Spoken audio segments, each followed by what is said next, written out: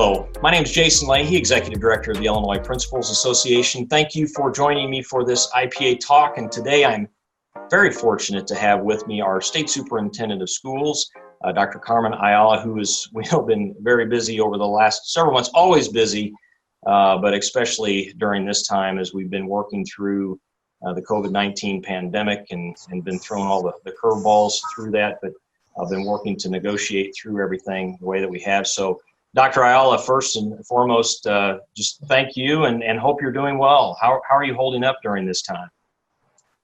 Well, I try to take time for myself, particularly on the weekends. I do some gardening, I do some yoga, take some walks. I try to relax, clear my head and heart for the week ahead. Even before the pandemic, I always ended my team meetings with appreciations. Everyone in the meeting would talk about something or someone that they were grateful for. And this has especially been important during the pandemic because we want to make sure that we're still taking care of each other and recognizing the good work that our colleagues are doing. Recently, though, I've also started meetings with a word of the day, something like joy or kindness. And this helps me and the team just really connect with our values, our humanity before we dive into those big topics of the day. So this pandemic is like a pop quiz in an AP course that none of us signed up for, but we're doing all this work together, and that's really where our strength comes from. Yeah. Well, that's a great metaphor there. A pop quiz during an AP test or AP class, yeah. Like that. I think that pretty much lays it out because every day you don't know what kind of question you're going to get, right? With this thing, so I understand. I sure understand that. Well, let me ask you. You've obviously are talking with a lot of people watching what's happening across the state. What's maybe been most impressive to you as you've watched the work is people have pivoted the way that they did back in March and then are doing the things that they're doing now, trying to be ready to bring kids back to school, whether it's in person, remotely, whatever it might be. I'll tell you, Jason, I think the most that has really impressed me is the problem solving and the collaboration that's occurring. From the very first moment we realized that we were going to need to close school buildings, we saw schools providing creative ways to continue with providing meals to students, and every school found a way. And for a few schools, they had a plan A, then that didn't work, so they went to a plan B and readjusted and even engaged in a plan C. Recently, we saw the McLean County schools giving out food boxes, masks, school supplies, STEAM kits, and Census gift packets, all in one drive-through pickup. These are some of the creative things that are occurring. Figuring out how to serve students both in person and remotely has really been a nonstop exercise in problem solving. And I've been really impressed to see our school leaders learning from our collective experience this past spring. They're engaging parents, they're talking to teachers, they're talking to students in what worked, what didn't, and making adjustments. And we're really encouraging that all of our students, whether in person and remote, have at least 2.5 hours of synchronous instruction with their teachers. Spring was different and we were under emergency conditions. We didn't prepare, it just kind of came and hit us all at once. But we really want to make sure that we do everything that we can to really minimize that learning loss should we continue with some remote learning. Our digital equity grant at $80 million out to the field, plus the $512 million that schools received through CARES Act. We're increasing devices, we're increasing connectivity, and providing training and professional development that both our educators as well as our parents need to support students this fall. So I've been really impressed by the example our educators and our school leaders are setting for our students in wearing masks and social distancing. Children are always watching and learning from the adults around them, especially their teachers and their principals. And so our educators have shown real courage and adaptability, a willingness to do what's right to protect their communities, especially the children throughout this crisis. Yeah, well, I sure appreciate that. And I'd be remiss if I didn't offer up, with regards to masks, if somebody's needing one, they're in short supply, but we do have the IPA masks here available for people. So I'll just put that out there. But again, they're a limited edition item, so there's not a ton of them there. But I do, seriously though, I do appreciate everything you're talking there with regards to keeping kids safe. I know that's really important to you and your family. My wife and I we have 5 children, and we sure want them to be okay as we're contemplating, what school is going to look like for them here this fall, whether they're in person or not. We want to make sure that things are going okay for them. So, one of the things I appreciate about you in the position you're in, you've obviously had quite an experience over your career and served in a lot of different capacities, be a teacher, school building leader, a district level leader, now a state superintendent. So, from your perspective, what do you think is critical for school leaders to be focused in on as they're getting ready to start up this new year? Some of them actually are even a couple of days in. Yeah. No, I mean, your first question, taking care of yourself, how do you do that? Because if you're not well, then, people around you are not going to be well. And our leaders are really important during this opening of school. One of the first things that we definitely always should focus on is the health and safety, and that should be guided by science and data. The medical experts, we really need to rely on them for that. The Illinois Department of Public Health recently issued an FAQ that gave some additional information about what to do this fall if a student or a staff member becomes ill. And I do know that there have been some challenges, some questions surrounding that. And we just want to make sure we emphasize that, we have those non-negotiable items such as wearing masks, social distancing, cleaning, disinfecting, those kinds of things. These additional items that are coming in are more resources, things to think about, how to have, conversations and what questions to ask. And we're trying to provide information to schools and districts regarding the things that the Illinois Department of Health is thinking about, and jointly then those decisions get made. We have to be prepared for all the different scenarios. And we have to have a plan in place to engage our students in learning. Some who may have to quarantine and continue to serve those students whose teacher may need to teach from home. So it's critical that school and district leaders have a strong relationship and an open line of communication with their local departments of public health. Especially now, it is very critical. The next focus, and a close second with health and safety, is learning recovery. It's going to take some time for our students to recover from learning loss.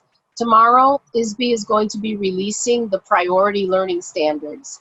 We put together a group of diverse and skilled team of Illinois educators from across the state, and we identified the most critical Illinois learning standards that are aligned to our state assessments. And while all the learning standards are important, these priority standards are really those that are the most foundational, critical, essential knowledge, skills, and competencies for students.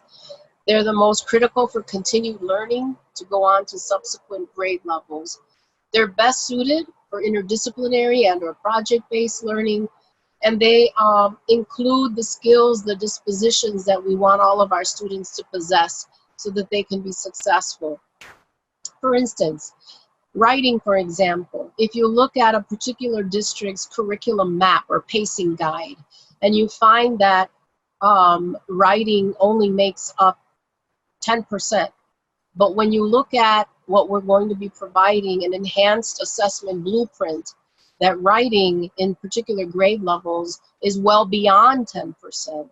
You may want to take a look at your pacing and your curriculum maps so that there is a deeper alignment with those priority standards.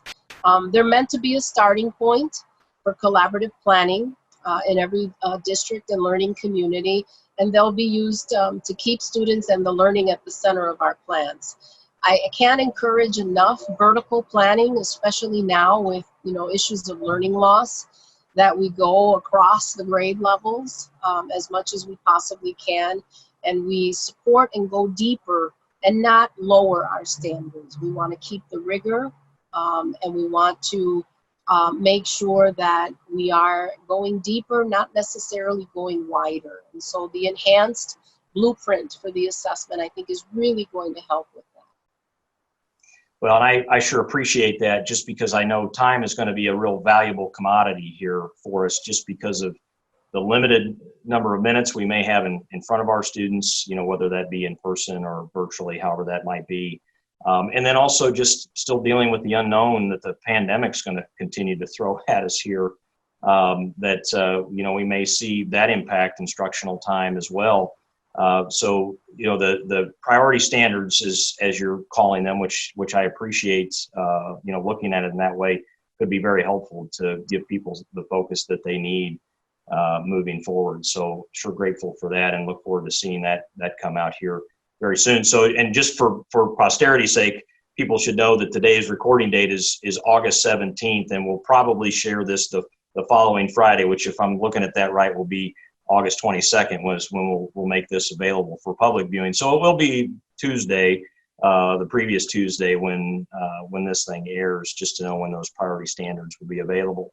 So in addition to COVID, obviously that in and of itself is definitely quite a bit for us to be dealing with, but we do know that we've had some other big issues that have really been brought to light here in the last several months. I know for you personally that equity and social justice types of things have always been really important, but understandably, both of these things have been elevated with the unfortunate killing of George Floyd and the resulting protests that have come with that. So I'm just curious. I know you've had several different things going out through your updates weekly, but I would like to give you an opportunity to expand on that a little bit.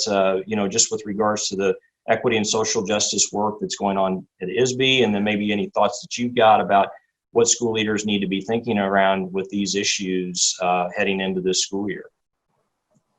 Yes, thank you, Jason. At the Illinois State Board of Education, equity is a driving value. It's one of our principles.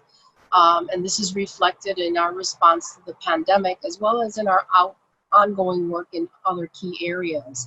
So on the agenda for our board meeting this week on Wednesday are the new culturally responsive teaching and leading standards, and those will be incorporated into Illinois preparation programs. The standards were developed by the state's diverse and learner-ready teacher network. And so these culturally responsive teaching and leading standards are critically important in Illinois because 52% of our public school children are non-white, yet only 17% of the teachers reflect this racial diversity.